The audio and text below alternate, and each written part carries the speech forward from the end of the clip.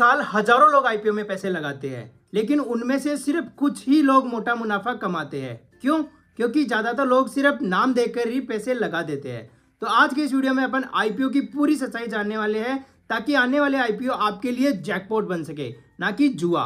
तो नमस्कार दोस्तों, मैं अजय गोडेला स्वागत करता हूं आपका हमारे स्टॉक मार्केट इन्वेस्टिंग के लेक्चर नंबर 16 में। इस वीडियो में अपन बात करने वाले हैं आईपीओ क्या होता है, ये कैसे काम करता है, ये कितने प्रकार का होता है, आप कैसे आईपीओ में इन्वेस्ट कर सकते हो। इसी के साथ अपन जानेंगे कि एक कंपनी है वो आईपीओ क्यों लेकर आती है, लिस्टिंग गेन क्या होती है, आईपीओ के क्या क्या नुकसान है, और लास्ट के अंदर अपन बात करने वाले हैं कि आईपीओ में इन्वेस्ट करने से पहले आपको कौन कौन सी चीजों का ध्यान रखना है। तो चलिए इस वीडियो की शुरुआत करते हैं। तो सबसे पहले हम ये समझते हैं कि आईपीओ होता क्या है। तो आईपीओ यानी इनिशियल पब्लिक ऑफरिंग।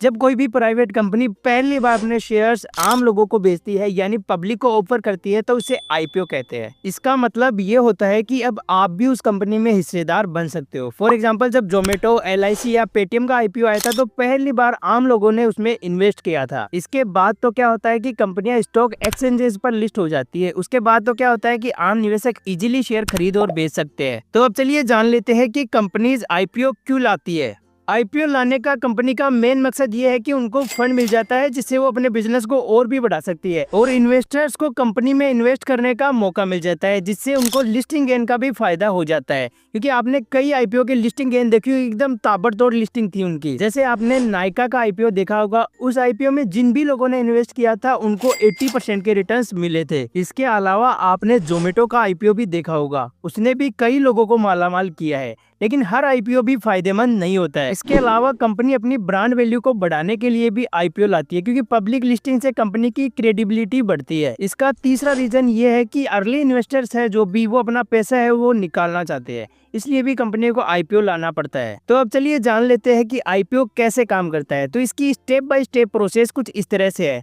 सबसे पहले क्या करती है कि कंपनी सेबी के पास जाकर डीआरएचपी अपनी जमा करवाती है। इसमें क्या होता है कि कंपनी का बिजनेस मॉडल कैसा है, वो कंपनी के फाइनेंशियल कैसे है, कंपनी में रिस्क कितना है, और आईपीओ की बाकी डिटेल है, वो सब कुछ इसके अंदर होती है। फिर सेबी इसकी अच्छे से जांच करता है, हर डॉक्यूमेंट्स को अच्छे से चेक करता है, उसके बाद में मंजूरी दे देता है। तो इसके अंदर कुछ हफ्तों का समय भी लग सकता है। इसके बाद क्या होता है कि कंपनी का आईपीओ की जो प्राइस बैंड है और जो लॉट साइज है वो तय की जाती है। इसके बाद जो रिटेल इन्वेस्टर्स होते हैं, क्यूआईबीज होते हैं, एचएनआईएस होते हैं, वो अलग अलग क्वार्ट्स के अंदर अप्लाई करते हैं आईपीओ को। देन आईपीओ अलॉटमेंट होता है, और अगर ज्यादा लोग अप्लाई करते हैं तो लॉटरी सिस्टम भी हो सकता है। और लास्ट के अंदर जो अलॉटमेंट शेयर्स है वो आपके डीमेट अकाउंट में आ जाते हैं। और अगर आपको अलॉटमेंट नहीं मिलता है तो आपका जो पेमेंट है वो आपके बैंक अकाउंट में आ जाता है 2-3 दिन के अंदर। तो अब चलिए समझ लेते हैं कि आईपीओ में आप अप्लाई कैसे कर सकते हो। तो आईपीओ में अप्लाई करने के लिए आपको इन कुछ चीजों की जरूरत है। सबसे पहले आपके पास एक डीमेट अकाउंट होना चाहिए, जो जीरोधा, ग्रो, अपस्टॉक और अदर ब्रोकर्स में आप खुलवा सकते हो।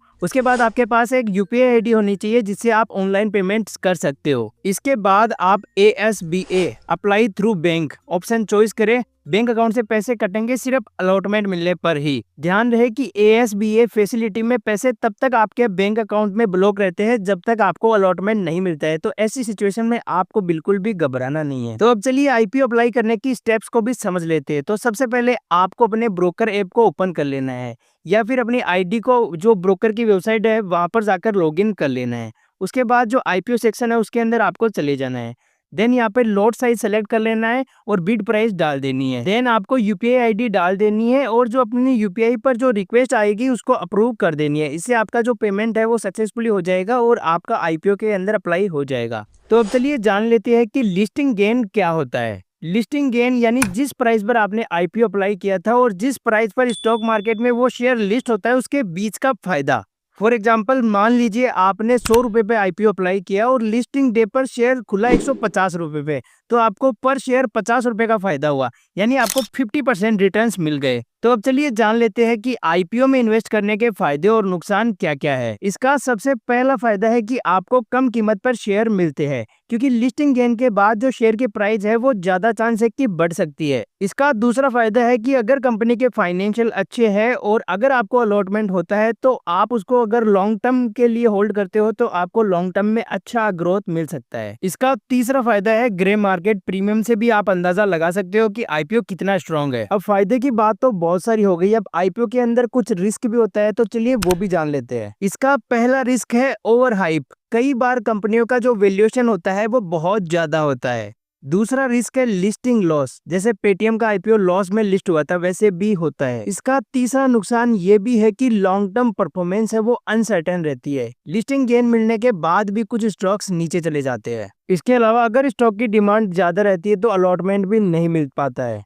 तो अब चलिए आईपीओ के प्रकार के बारे में भी जान लेते हैं। तो आईपीओ दो प्रकार के होते हैं। पहला है फिक्स्ड प्राइस आईपीओ, इसमें प्राइस पहले से ही तय होती है, जैसे 500 रुपए पर शेयर। दूसरा है बुक बिडिंग आईपीओ, इसमें क्या होता है कि प्राइस बैंड दिया जाता है जैसे 100 से 110 रुपए के बीच के अंदर, और इन्वेस्टर्स क्या करते हैं कि उसके ऊपर बिड करते हैं। अब चलिए जान लेते हैं कि अगर आप किसी भी आईपीओ में अप्लाई करते हो तो आपको क्या क्या चीजें चेक कर लेनी है। सबसे पहले कंपनी के फाइनेंशियल कैसे है वो देखना है आपको। दूसरा है प्रमोटर्स का बैकग्राउंड कैसा है वो देखना है आपको। तीसरा है ग्रे मार्केट प्रीमियम क्या चल रहा है उसका वो देखना है आपको। चौथा है एंकर इन्वेस्टर्स ने कितना इन्वेस्ट किया है वो भी आपको चेक कर लेना है। पांचवा है सेक्टर में ग्रोथ पोटेंशियल है भी है या फिर नहीं, ये भी आपको देख लेना है। इसके अलावा बहुत सारे लोग क्या करते हैं कि हर आईपीओ में बिना रिसर्च के इन्वेस्ट कर देते हैं, तो आपको वो गलती कभी भी नहीं करनी है। तो दोस्तों आईपीओ एक बेहतरीन इन्वेस्टिंग ऑप्शन हो सकता है, लेकिन सही जानकारी के बिना ये भी रिस्की है। अगर आपको ये वीडियो पसंद आया तो वीडियो को लाइक करें, शेयर करें और चैनल को जरूर सब्सक्राइब कर लीजिए। और मुझे कॉमेंट में बताइए कि आपने किस आईपीओ में इन्वेस्ट किया है। मिलते हैं अगले वीडियो में। जय हिंद, वंदे मातरम।